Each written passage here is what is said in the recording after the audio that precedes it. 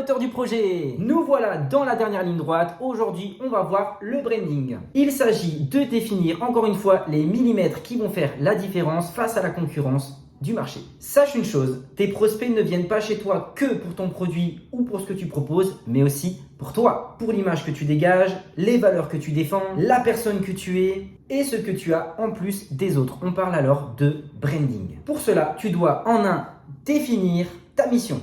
En 2, tu peux identifier tes valeurs fondatrices.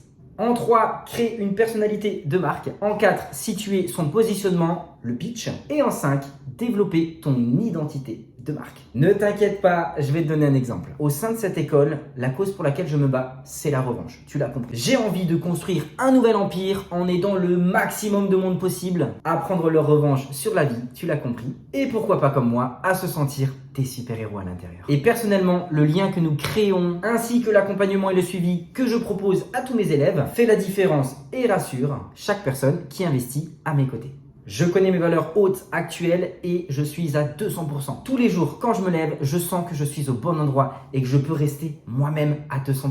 C'est incroyable comment je me sens bien. Tout ça, tu l'as compris, c'est le branding. Du coup, à toi aussi maintenant de prendre le temps pour travailler sur la cause et l'image que tu veux dégager. Attention, ne tombe pas dans le piège de « je veux bien présenter, je veux attirer des gens, je veux montrer que ça marche, je veux montrer blablabla, blablabla ».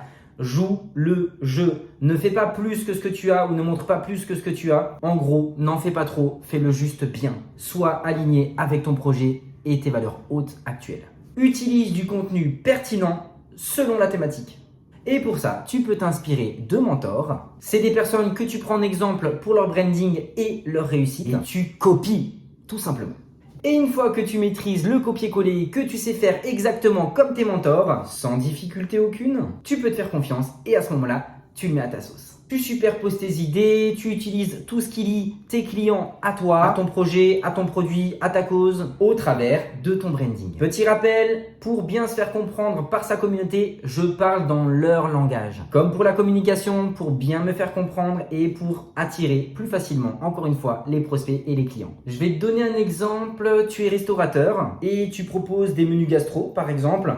Tu vas pas à ce moment-là développer des flyers ou mettre sur ton site internet « Hello, menu du jour, frites, maillot et knack ». Ça n'a aucun rapport.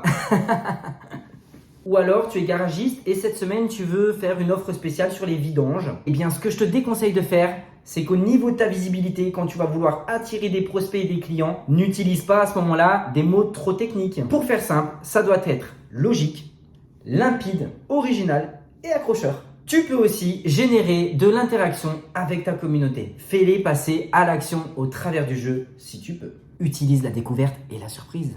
Je vais reprendre l'exemple du garagiste. Tu peux intégrer par exemple pour toutes les personnes qui viendront cette semaine dans mon garage pour faire leur vidange, aura l'occasion de pouvoir participer au tirage au sort pour des essuie-glaces par exemple. Et si tu veux pousser le vice un petit peu plus loin, tu mets une musique originale dans ton garage et encore une fois, les gens viendront pour ce genre de choses. Et n'oublie pas que même adultes, nous restons des grands enfants. Même si on a parfois tendance à l'oublier. Et là, tu peux relever que finalement, avec tout ce qu'on a vu dans le branding, si tu te concentres correctement pour le faire à 200%, eh bien tes prospects vont se jeter à tes pieds pour venir chez toi et pas chez le voisin. Alors tu pourras aussi te servir du pitch, je t'en ai parlé au début, tu te souviens, c'est le 4e point. Et comme pour le son de casse, sur notre site internet, tu pourras découvrir une formation complète pour analyser et utiliser tout ce que tu dois savoir sur le pitch, afin de maîtriser ton branding, la relation prospect et la relation client, ainsi que tous les millimètres des millimètres pour être le ou la meilleure sur le marché dans ton domaine.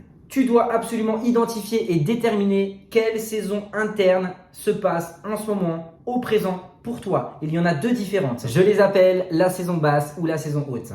Et juste pour préciser, cette saison interne, elle va avoir un impact finalement sur tes actions et tes émotions. Lors de la saison basse, tu prends plus de temps, tu prends plus d'énergie pour être dans l'observation, la créativité, l'exploration, alors que dans la saison haute, tu es plus dans le passage à l'action, la productivité, les résultats et la motivation.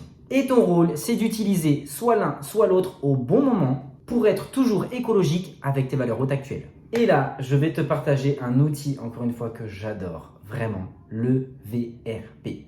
Le VRP, c'est les valeurs, les rêves et les personnes importantes vis-à-vis de ton projet. Tu prends en compte ces 3 éléments et comme toujours, tu vas m'utiliser le questionnement. Et pour terminer, tu peux te poser encore une fois ces 2 questions précises pour être sûr que ton branding soit parfait. Est-ce que moi, je serais intéressé par ce que je propose et pour quelles raisons exactement? Et ensuite, est-ce que je m'inspire réellement? Et si tu réponds oui à ces 2 questions, tu es au bon endroit, ton travail est parfait, tu es parfait, tout va bien et tu vas avancer. Voilà, cette formation se termine et tu le sais bien, comme d'habitude, j'ai des surprises pour toi. Dans le prochain module, les bonus, tu vas découvrir des nouveaux outils incroyables. Tu vas pouvoir les utiliser dans ton business, mais aussi dans la vie de tous les jours. Je n'en dis pas plus, je te laisse découvrir ça par toi-même.